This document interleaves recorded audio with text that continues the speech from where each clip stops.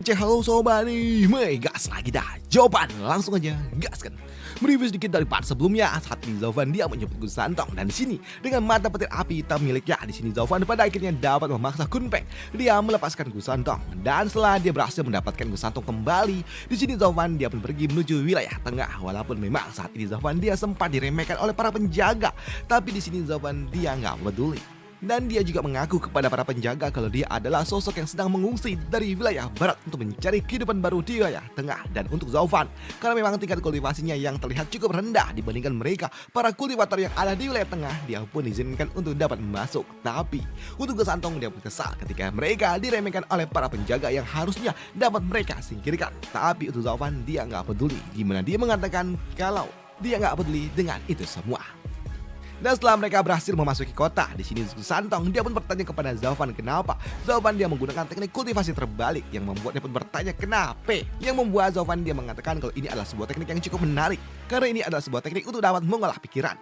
Di sini Zovan dia juga mengatakan teknik ini bukan dirancang untuk berpura-pura lemah untuk dapat memangsa yang kuat. Tidak seperti itu. Walaupun memang ini terlihat seperti itu, tapi nyatanya tidak, ucap dari Zovan. Di sini Zovan dia pun mengatakan kalau ini adalah sebuah teknik kultivasi yang diciptakan untuk membuat pikiran menjadi lebih tenang, kembali ke dasar, dan 2 tahun ini dia telah mempelajari teknik ini yang membuat pikirannya semakin murni.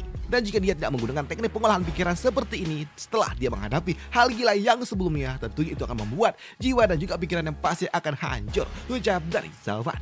Karena memang setiap pikiran yang dimiliki oleh manusia, mereka melahirkan iblis. Satu pikiran di jalan kebenaran dan juga satu pikiran di jalan iblis. Dan mungkin aja itu akan membuat dirinya tenggelam dalam jauh ke dalam sifat iblis, ucap dari Zovan. Dan untuk kultivasi ini dapat membantu dirinya untuk dapat meminimalisir hal itu. Di sini Zovan dia juga mengatakan walaupun memang tingkat kultivasi yang ia miliki saat ini terlihat ada di ranah visi dewa, tapi nyatanya dia kekuatannya sudah setara dengan mereka yang ada di ranah virtual tingkat 5, ucap dari Zovan. Dan ini adalah sebuah teknik yang diciptakan oleh guruku Paman Yuan, ucap dari Zovan. Dan untuk Gusantong, ya dia pun mencoba untuk dapat memahaminya. Namun di sini untuk Gusantong dia juga melakukan sebuah protes kepada Zovan. Kenapa dirinya harus menggunakan kalung seperti ini? Dan itu membuatnya pun mengatakan kalau dia terlihat seperti seorang bocah, padahal dia udah bukan bocah lagi, ucap dari Gusantong. Yang membuat Zovan dia pun tersenyum dan dia mengatakan kalau Gusantong, bukankah kau memang adalah seorang bocah, ucap dari Zovan.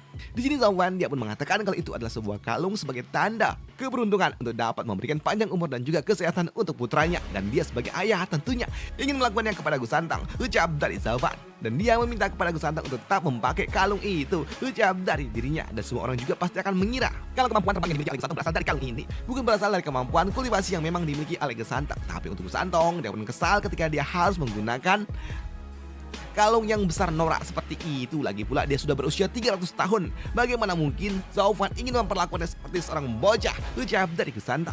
Namun di sini untuk Gusantong dia juga tahu kalau kalung yang diberikan oleh Zovan ini berhasil menyembunyikan aura yang ia miliki, menyembunyikan kekuatan yang memang ia miliki, dan itu membuat Gusantong dia pun kesel. Padahal kultivasi yang ia miliki ada di ranah virtual tingkat 6. Dan sekarang setelah dia memakai kalung ini dia terlihat seperti bocah pada umumnya yang gak memiliki kultivasi, ucap dari Gusantong. Dan itu membuat Gusantong dia pun kesel karena ketika dia lewat seringkali dia dicowel, dicubit ataupun dielus oleh orang-orang yang tidak ia kenal, yang membuat Gusantong dia pun kesal ketika dia diperlakukan seperti itu.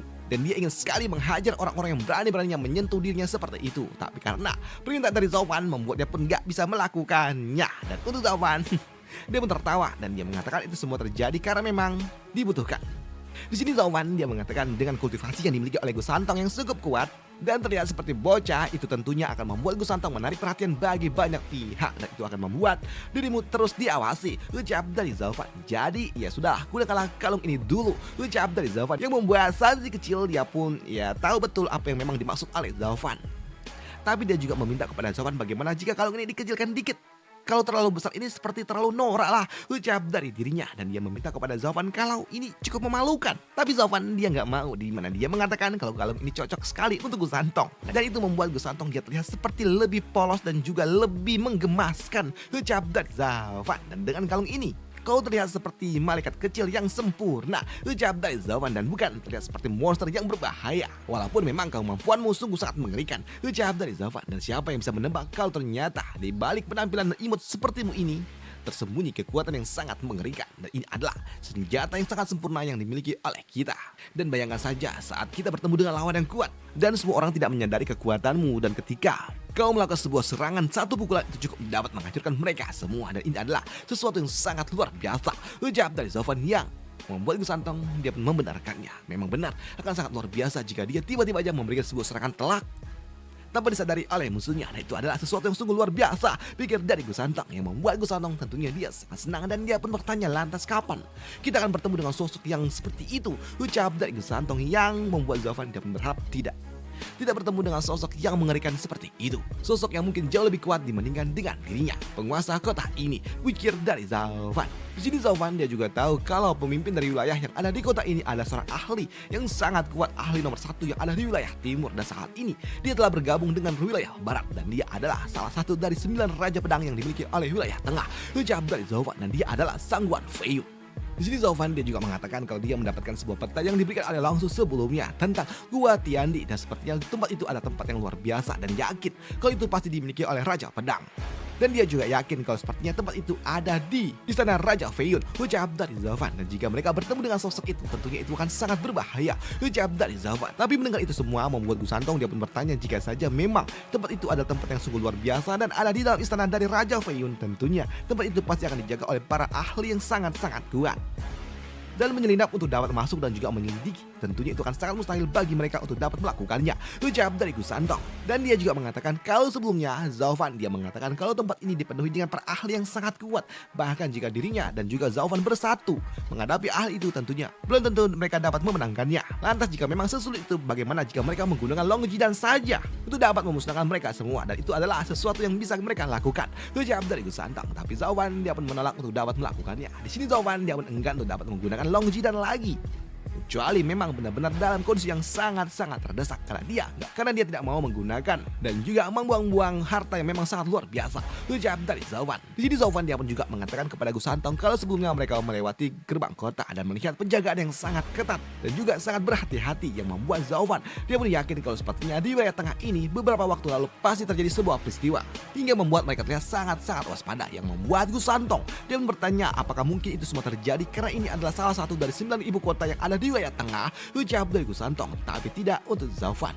Di sini Zovan dia mengatakan tidak mungkin penjagaan ketat seperti itu karena ini adalah sebuah ibu kota. Karena dia tahu mereka yang ada di wilayah tengah mereka sangat kuat dan juga sangat sombong. Bahkan mereka juga terang-terangan mengklaim kalau mereka tidak takut dengan mata-mata yang berasal dari wilayah lainnya. Karena mereka merasa kalau mereka cukup kuat hingga tidak peduli jika informasi sampai bocor, karena mereka yakin dengan kemampuan yang mereka miliki, dan jika mereka ingin meratakan wilayah lainnya mereka dapat melakukannya. Jadi mereka tidak akan mungkin melakukan penjagaan ketat karena hal itu, ucap dari Zovan. Dan dia pun yakin kalau sepertinya ada sesuatu yang baru saja terjadi di sekitaran dari kota ini, ucap dari Zovan, yang membuat Gusantong ya memangnya apa hubungannya juga dengan mereka. Dan jika memang kediaman yang dimiliki oleh Raja Pedang Feiyun telah dijaga dengan sangat ketat, lantas sepertinya semakin sulit bagi mereka untuk dapat menyusup masuk ke dalam sana, ucap dari dirinya.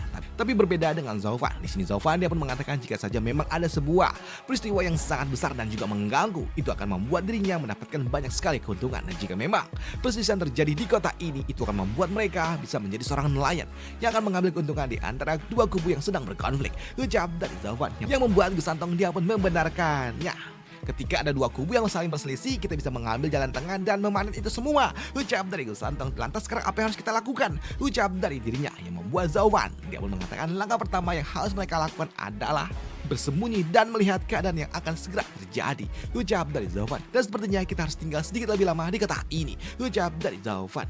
Dan kini Zovan dia pun berkeliling kota mencari tempat tinggal, dan ternyata dia menemukan salah satu tempat tinggal yang cukup menarik. Namun di sini Zovan dia juga berpikir kalau sepertinya telah terjadi sesuatu yang cukup menarik di ibu kota, hingga membuat rumah-rumah yang ada di ibu kota juga banyak sekali yang dijual, yang membuat Zovan dia pun berpikir sepertinya ada hal yang sangat-sangat menarik.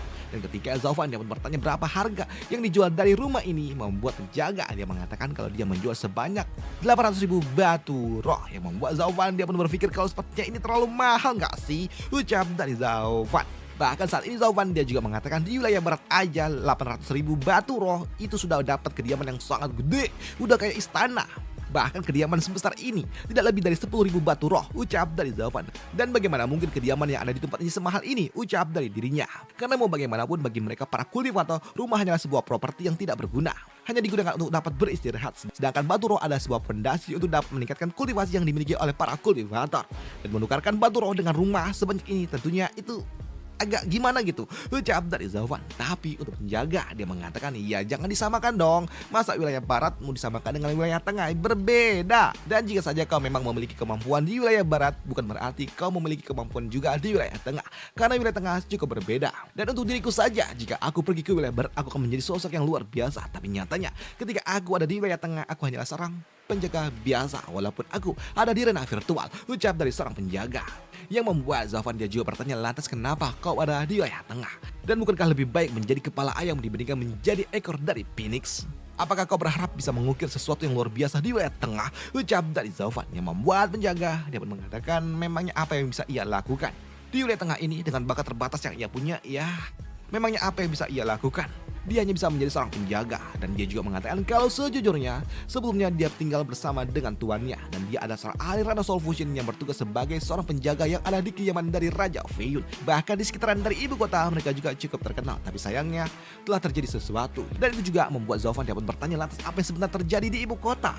Dan apa hubungannya dengan tuanmu? Ucap dari Zofan. Dan harusnya dengan ahli Rana Soul Fusion tidak akan mungkin sulit bagi mereka untuk dapat bertahan di kota ini. Ucap dari Zofan. Dan hal itu pun juga dibenarkan oleh orang ini. Di sini penjaga dia pun mengatakan kalau awalnya mereka semua hidup tenang dan juga hidup enak dan tidak ada sebanyak keluhan. Tapi siapa yang tahu kalau ternyata 1 bulan lalu tiba-tiba aja muncul sekelompok penyusup yang mencoba atau dapat menerobos masuk ke dalam istana yang dimiliki oleh Raja Feiyun. Walaupun memang tidak ada yang tahu apa yang mereka cari, tapi kabarnya kalau penyusup itu mereka hampir saja mendapatkan apa yang mereka inginkan. Dan itu membuat Raja Feiyun yang mendengarnya dia sangat marah. Dan dia langsung mengeksekusi semua para penjaga. Beberapa ratus ahli Rana Soul Fusion langsung disingkirkan hanya dalam satu gerakan, termasuk tuan dari dirinya. Walaupun memang tuannya juga nggak tahu apa yang sebenarnya terjadi, tapi dia tetap mendapatkan hukuman yang diberikan oleh Raja Feiyun. Para penyusup itu memang juga sangat kuat, bahkan ada juga beberapa dari mereka yang ada di ranah puncak ranah Guiyuan, dan mereka tentunya sangat kuat. Dan untuk mereka para ahli Rana Soul Fusion tentunya bagaimana mungkin dapat menghadapi mereka yang ada di ranah Guiyuan, ucap dari orang ini. Dan dia juga mengatakan ketika Raja Feiyun dia marah, maka semua pasti akan disingkirkan, ucap dari dirinya. Yang membuat Zofan dia pun paham akan situasinya. Pantas saja ketika dia memasuki kota ini terlihat sangat ketat, penjagaannya sangat ketat, dan ternyata itu semua berasal dari sekelompok orang yang mencoba untuk dapat menerobos kediaman yang dimiliki oleh Raja Feiyun. Tapi Zofan dia juga tahu, dan sepertinya mereka para penyusup sedang mengumpulkan bala bantuan sebelum mereka melakukannya lagi. Dan itu membuat Zofan dia pun tahu kalau sepertinya itulah alasan kenapa penjagaan yang ada di kota ini bahkan untuk masuk aja sangat-sangat ketat. Dan itu membuat Zofan berpikir kalau sepatutnya penyerangan kedua ke dalam istana Feiyun pasti akan terjadi dalam waktu dekat, ucap dari Zofan. Karena dia tahu para penyusup mereka belum mendapatkan apa yang mereka inginkan. Dan itu juga memberikan sebuah alasan bagi Zofan untuk lebih lama tinggal di kota ini, dan akan menjadikan dua kelompok yang saling berselisih sebagai umpan untuk menjalankan rencananya menyegel gua angin, langit, dan juga bumi, atau gua Tiandi. Dan itu aja untuk video kali ini, dan sampai jumpa di video selanjutnya untuk jawaban. Dan sorry kalau misalnya agak bertele-tele dan ya kemana-mana, ya sorry lah, karena memang ya begitu. Udah itu aja, bye, thank you.